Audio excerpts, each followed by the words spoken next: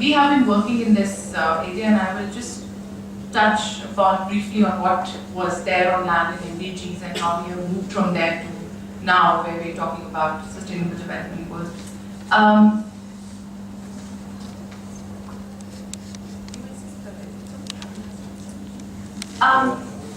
In MDGs, basically we did not see land appear at all. I mean, there was no discussion on land. I mean, we did not have it as a goal or as an indicator, or there was no discussion at all.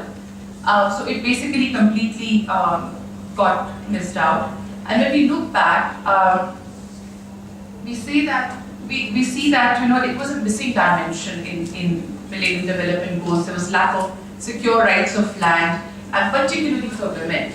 And it was an obstacle to achieving several Millennium Development Goals, definitely eradicating hunger and poverty. I mean, of course, if you do not have, I don't think it's very obvious what Kavita was saying, it's a very commonsensical thing that in rural areas, when you're talking about land and you're talking about, providing access, giving opportunities, I mean, it's important that that's basic foundational kind of a thing that people have land. If they do not have access to it, I mean, it's difficult for them to make a living or talk about, nutrition, food, and things like that. So it was really seen that this is a missing dimension or in achieving gender equality and ensuring environmental sustainability. And when we say land, why it has now been picked up, especially Rio conference, and because it has foundational linkages to multiple dimensions of poverty, which is economical, social, political, nutritional.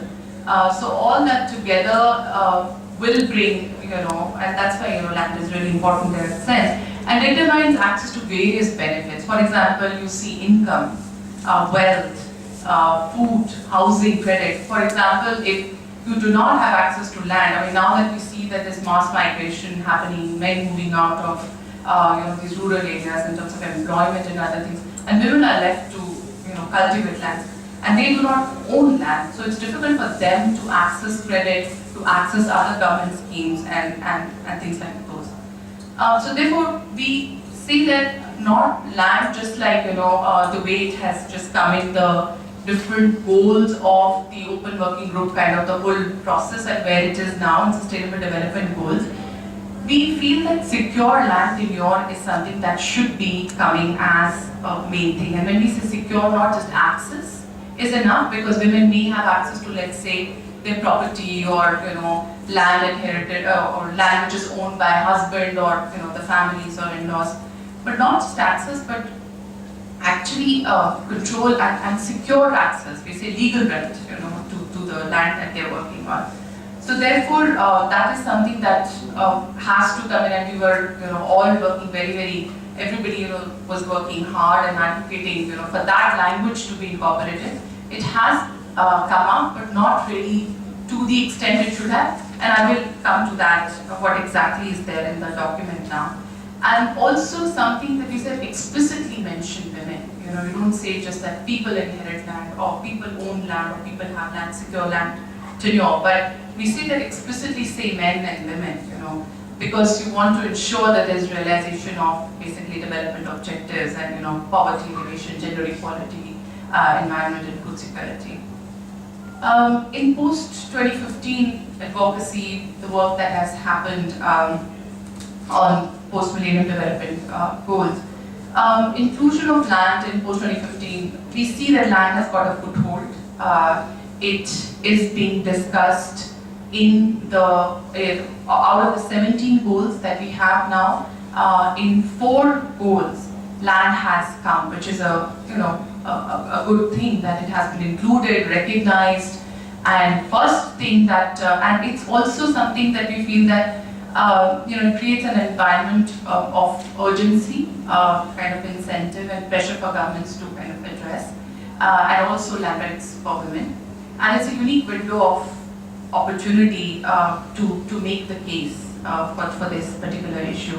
And the particular goal that was in mind for post-2015 is that there's inclusion of course, targets and indicators that mention land, and not just land in the right land, but land rights and secure access, not just saying that you have access to land.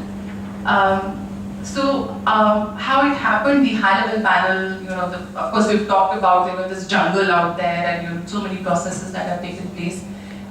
Initially when the process started in the high-level panel, we saw that there were particular goals and targets on, increase, for example, this much the ownership of land by women and things like those. And also SDSN, we've seen that it has been included. Also UN Global Compact, in several reports and several such discussions it has come up. And more recently now in the process of OWGs, we've had several rounds and we've had 13 OWG sessions. So we saw that it started and it was dropped off, there was language that was not apt. In fact, the 12th OWG session we saw that land was in kind of 4 different goals, but it got dropped off and again came back. And the final where we are right now with the draft Sustainable Development Report, there is the first goal of ending poverty, it does appear there, and it says that by 2030 ensure all men and women have equal rights to economic resources as well as access to basic services and control over land.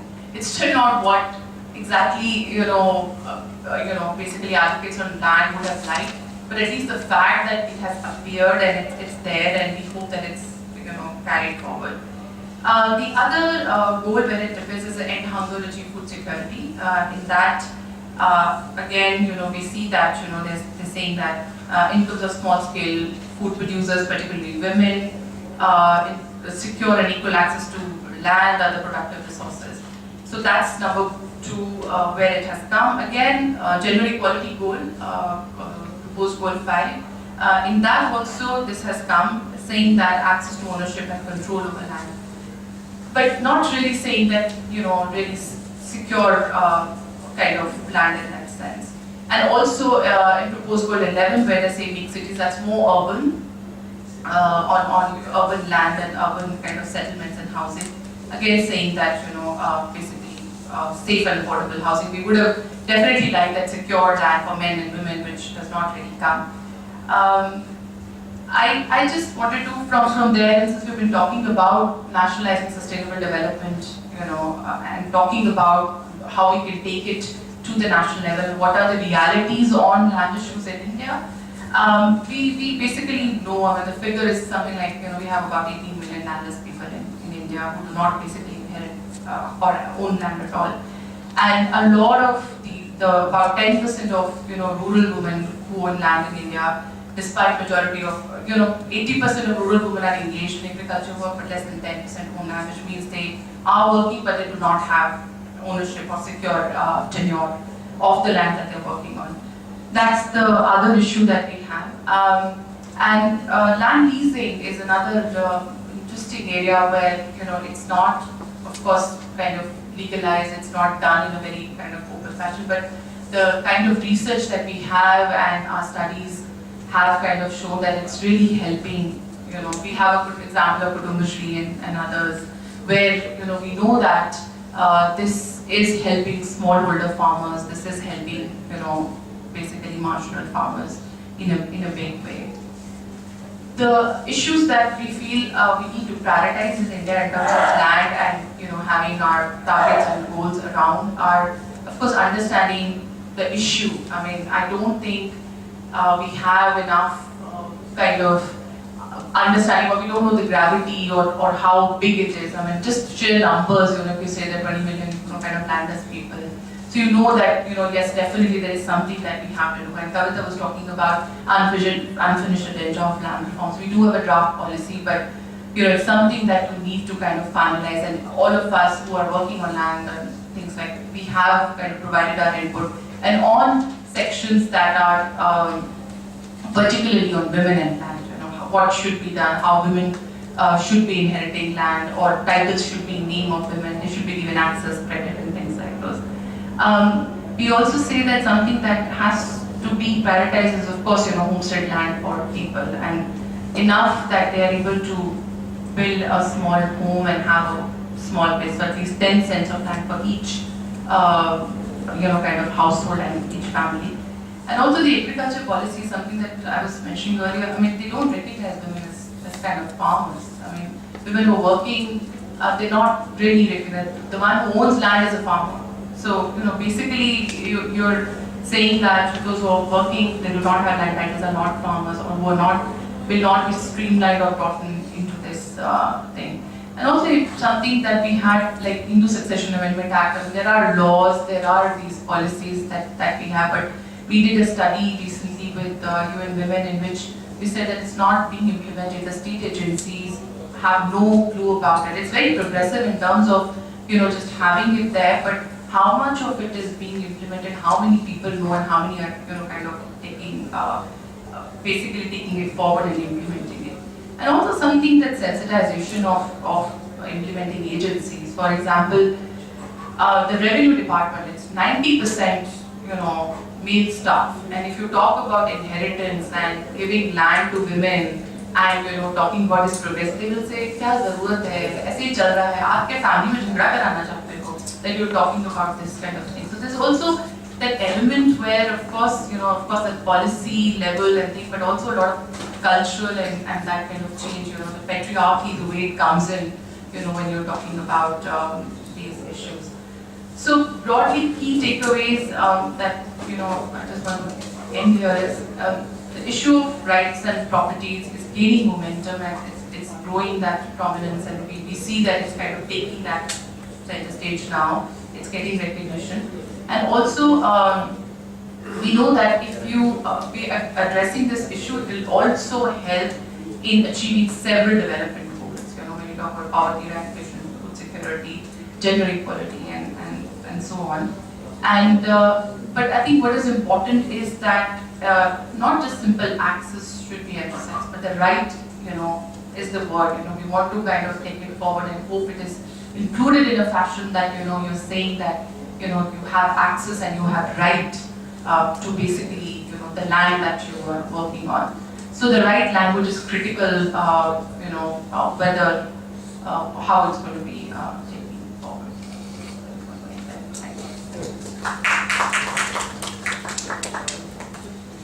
Thank you. Thank you.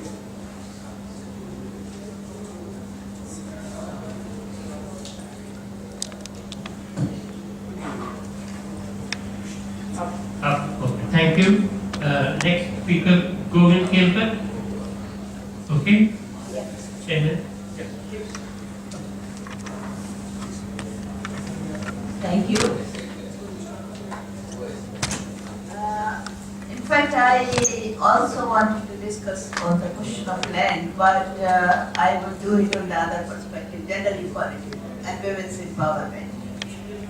Why do we talk of gender equality and women's empowerment, or women's empowerment and gender equality? There has been some kind of implicit suggestion comes that it is the part of the MDG, it is the part of the Western system that has been introduced. Our cultures have provided safe spaces to women. These are the things that are there. I wanted to look at not only in terms of nationalizing it, but also I am a student history. 1938, when India was struggling against the British rule, that time the women have set up, or some men also, have set up a national sub-planning committee.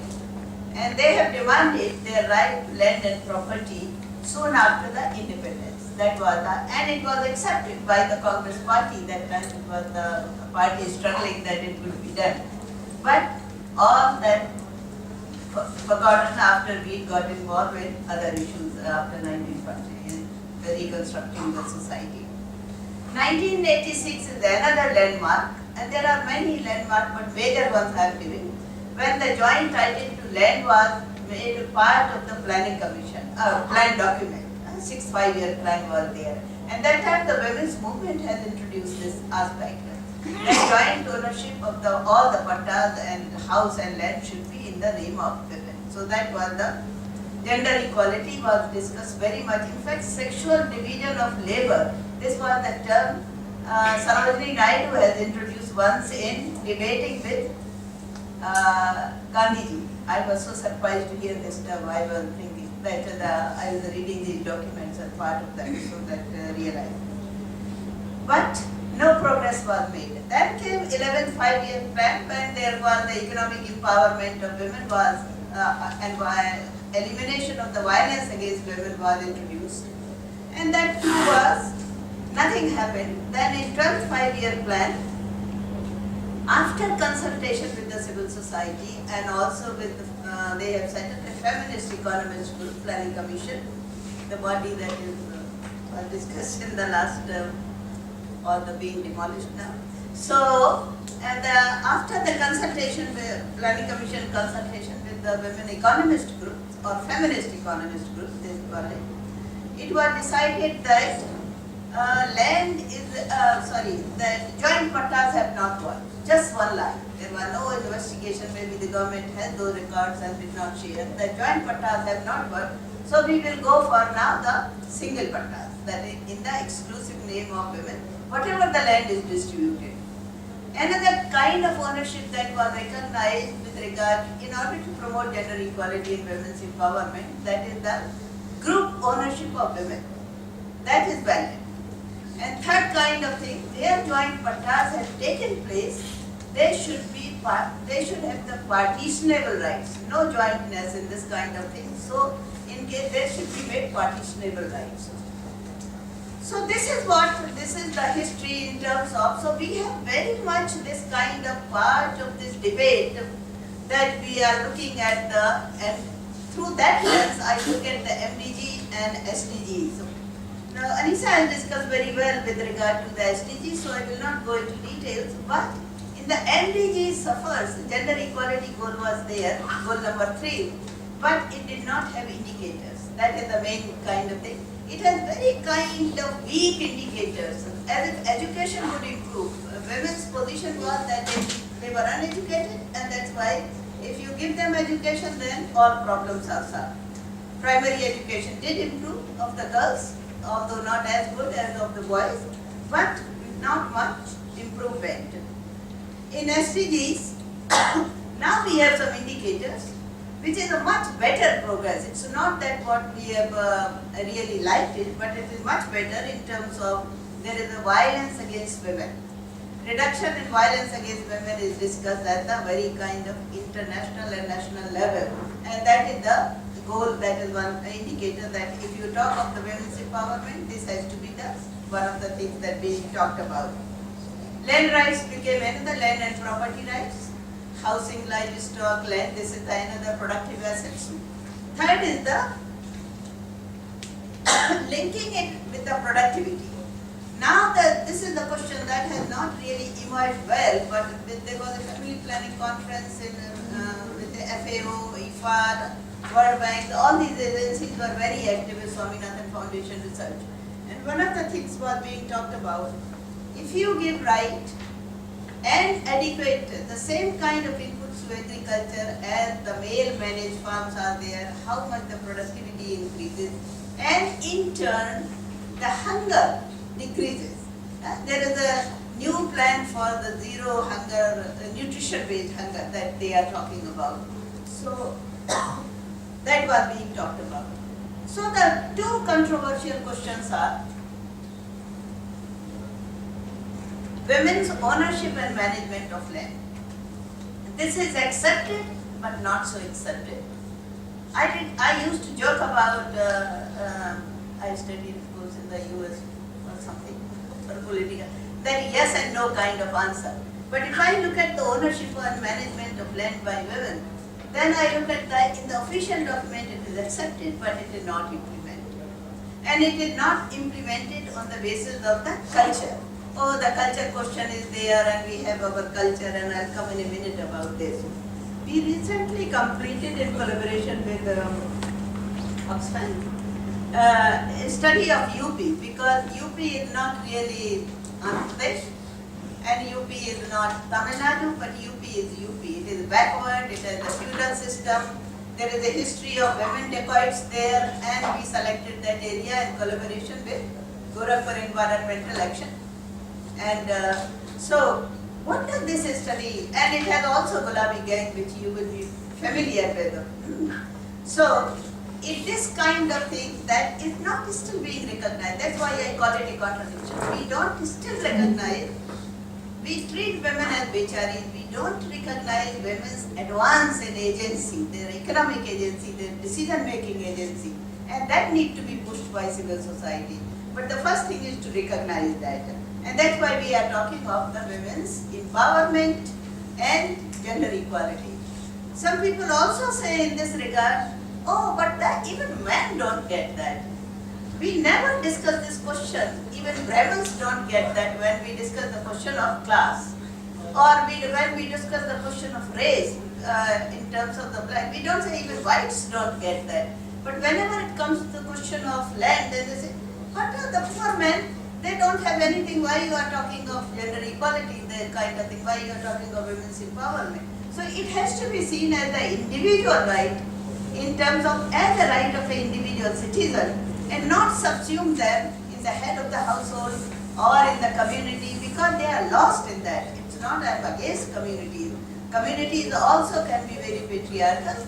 So those communities need also to be made gender responsive, gender sensitive, that is the need. So this is one controversy. Incidentally, UP study also pointed out, like Avta pointed out, how much land is being transferred in the name of women by the husbands. And one of the reasons I discussed, a couple of reasons for this, male migration. So women are managing land, so agricultural work by women is accepted as a reality and they have a trust that she can manage if she owns the land. So families believe that. Second is there is the nuclearization of the family. You will trust more your wife than your brother to manage the land because he might siphon off the resources. And third reason is also women's aspirations to own land.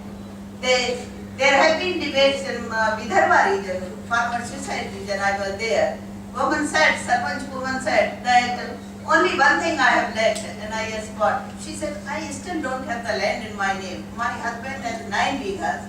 By the time you come next, this is about 3 months ago, that I will have 6 bighas of land in my name and 4 bighas of land in his name. So I will have a better share. And she said, he has agreed, but only the process has to be there. So it is not some of us, it is not SDG's goal, it is not really, which is really giving them this kind of work. We need to learn from the, which was said earlier also, in these local systems what is happening at the community level. Our understanding of the community has to be real, grounded and see that how women's agency and particularly economic agency is improving. Land ownership has very close links with violence against women. I was at 2 years ago UN Women and I asked a scholar friend of mine to do a study on Haryana because Haryana is known for violence against women and for Khap Panchayat and everybody, I don't have to tell you what is that. And she gave examples after example that is when the women acquire land, they threaten men that if you raise your hand and if you raise your voice so much, I am walking out and I am walking out with my men. So this has happened in China. So there is a whole political economy related to land, violence and women. That needs to be understood in real terms, from the ground reality. Then only we can convince the SDGs and then we can assess the SDGs. So where are we now? Land is a state subject. That is also causing a problem. So every state has to really change its law. It's not only the central government, and I am not supporting any government.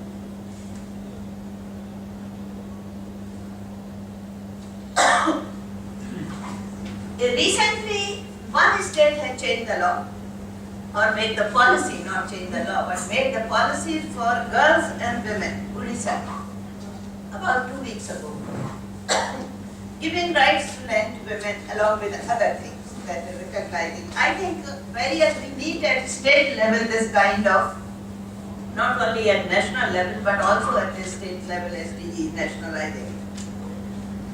Unpaid and unrecognized domestic care and household work of women is being recognized not in terms of only that it needs to be addressed, but nothing has been done. But this is also a big step. There has been a serious critique of economists that all the work as a woman I do from morning to evening, maybe if not 18 hours a day, maybe 7, 8 hours a day, and that work becomes either household chores, so that means chores here and there, not really activity, or it becomes a duty. And if you don't perform your duty, that is considered a transgression of the law, you might lose the house and you might be evicted. And then we say, oh, women are not demanding these rights, they are not coming forward talking of the violence against women. They know very well what are the costs involved. So the gender equality question is very, very complex in nature, and we need to be really understanding this now. We have made some progress further in this, and it is no longer a trivial issue. With my age, I can say that about 20 or 15 years ago, when we will discuss the question of women and girls or the feminization of any sector or anything, it will not be accepted. There would be some kind of slight remarks that you are an unacademic subject. It no longer holds true now. Now people are ready to debate it, accept it, ready to accept in terms of the discussion, but not in practice. This is what the practice is still lacking. So it is accepted but not really, which I was calling as a yes and no answer. It is seen as a further kind of complication. It is seen as a matter of women's concern, which also is bothersome. When we talk of the workers' rights, when we talk of the Dalit rights, we don't think it is only question of Dalit or the caste group that they should be talking. It is a shame on the non-Dalits that we have a system like that, a caste system that should be bothers. And similarly, if we are really serious about it, treatment of women in their homes and communities is a shame for us. For the first time, this shame was realized when the gang rape happened of that student. That was our last year. That time it was considered a national shame, and before that, and not effective enough, but there was of course the students came in large number. Before that, it would be a matter of kind of shock, a temporary shock, and it would be passed over. So these are the some progress that are coming into. Of course, the question of entitlement came in the last session, and the entitlement is to land, house, livestock is very, very important. If you keep unentitled, half of your population you keep unentitled, no wonder in the high growth economies of China and India, girls are eliminated. We know very well that what is our demographic proportion of the women. Women are bought in the neighboring state of Haryana, in Punjab, because there are not enough girls available for marriage, so they are bought from that. So we are coming to this system. Somebody emailed me a copy that a woman was for auction in the open auction for 25,000 about 2 weeks ago in Haryana. These are very serious violations of human rights. They are not really that matter of charity, or they are not. It is a part of the social transformation that we are talking about. We are talking about life with dignity, we are talking of a life with rights, life with human rights, and life with economic rights. For example, this is very important. It is not only the political process, but economic rights are become very, very important. There is a culture hypothesis. The culture hypothesis and culture trap, that it is a part of our culture.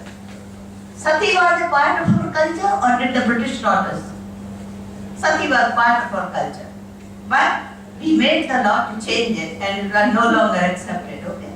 Now the same thing, that untouchability is part of our culture, but we feel very ashamed of kind of taking. Culture has been changing in order to for an ethical society. And treatment of women or gender equality and empowerment of women is also a question of, it has to be seen on a different plane, that is the, with regards, and accordingly lobbying, studies, research, advocacy can be seen. It is a part of the social change that we are in, and coming from the reality is what is happening. Intersectionality, of course, all women are not homogeneous category. There are upper caste women, there may be lower caste women, there may be some rich women, and